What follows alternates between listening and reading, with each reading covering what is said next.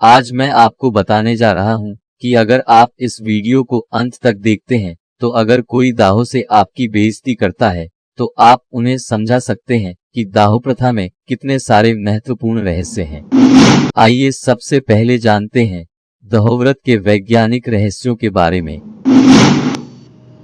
Photo देखो ना। सबसे पहले यह एक क्षेत्र की तस्वीर है।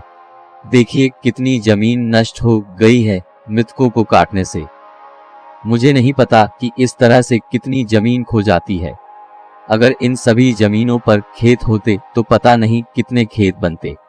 मुझे नहीं पता कि कितने लोगों की फसल पैदा हुई होगी। अगर इन सभी जमीनों पर कोई खेती होती तो मुझे नहीं पता कि कितने लोगों की फसलें उगाई जाती। डबवर्स से चलता हुआ।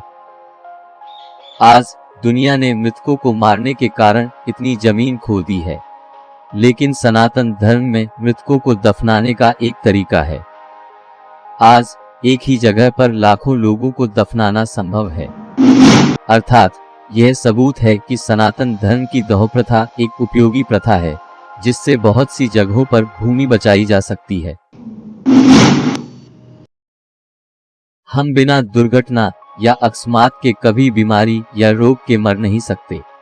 यानी अगर हमें मरना है तो हमें किसी न किसी बीमारी से मरना ही पड़ेगा, और रोगी के जीवन को विज्ञान की तरह अंतहीन और विनाशकारी बनाने का सबसे महत्वपूर्ण तरीका उसकी दफन करना है। इसीलिए महामारी के दौरान अलग अलग जातियों के लोगों को दफनाया गया था, लेकिन बहुत सी जगहों पर ऐसा मुमकिन नहीं होता।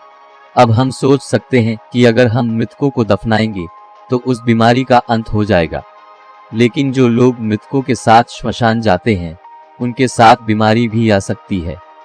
हाँ, इसीलिए हमारी एक रीति है कि अगर कोई श्मशान जाता है तो उसे श्मशान से वापस आने से पहले ही दाह संस्कार कर दिया जाता है। आग के सामने आग गर्म की जाती है, फिर घर में प्रवेश की अनुमति होती है। इसका मतलब है कि ये दाहो प्रथा बता रही है कि पर्यावरण को रोगमुक्त रखना कितनी फायदेमंद प्रथा होती है। ये दाहो प्रथा हमें मन की शांति देती है। अब हम सोच सकते हैं कि मृत व्यक्ति को दफनाने में मानवीय शांति क्या है। हाँ, वहां है। मान लीजिए कि मेरे प्यारे का निधन हो गया, डबवर्स से चलाया गया, उसका दफन हो गया है।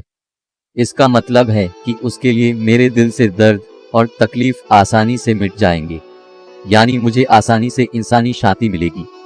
इसीलिए जब कोई मर जाता है तो उसके प्रियजनों के सामने उसे दफनाया जाता है, ताकि हर कोई देख सके कि जब उसका प्रिय उसे खत्म कर देता है तो उसके लिए शोक करने का कोई फायदा नहीं है। दिल से प्यार को काटने का यह एक बहुत ही सरल तरीका है। लेकिन अगर मैं उसे अपने पास कहीं दफनाऊं तो मुझे लगेगा कि मेरा प्रिय अभी भी मेरे साथ, अर्थात वही तो है। जब मैं उसे वहां दफन होते देखता हूं, मैं उनके शब्दों को बार बार याद करूंगा। मुझे शर्म आएगा अगर मैं भूल जाऊं कि ये इंसान अब इस धरती पर नहीं है, क्योंकि मैं ये स्वीकार नहीं कर सकता कि वह मेरे बगल में है। इसी वजह से मैं बहुत देर तक दुखी रहूंगा, लेकिन जब मैं उसे दफनाऊंगा तो मानव दर्द आसानी से दूर हो जाएगा। फिर यदि आप इसे देखते हैं तो यह आग हमें मानव स्वास्थ्य प्रदान करेगी, यानी इस आग का हमारे इंसान होने के कारण हमें फायदा होता है। तो इस नजरिए से एक के बाद एक कहानी बताई जा रही है। अब कुछ लोग कहेंगे कि इस आग से कार्बन डाइऑक्साइड निकलता है। इतना टेंशन मत लो। आग से उत्पन्न होने वाले कार्बन डाइऑक्साइड को हम नियंत्रित कर सकते हैं, इस बात का आपको चिंता नहीं करनी चाहिए। और सबसे बड़ी बात यह है कि अब इलेक्ट्रिक वायर टूट गया है। प्रदूषण करने से कोई फायदा नहीं, क्योंकि यहाँ अब कोई कटिंग नहीं है। तो उस सारी बकवास पर ध्यान मत दो।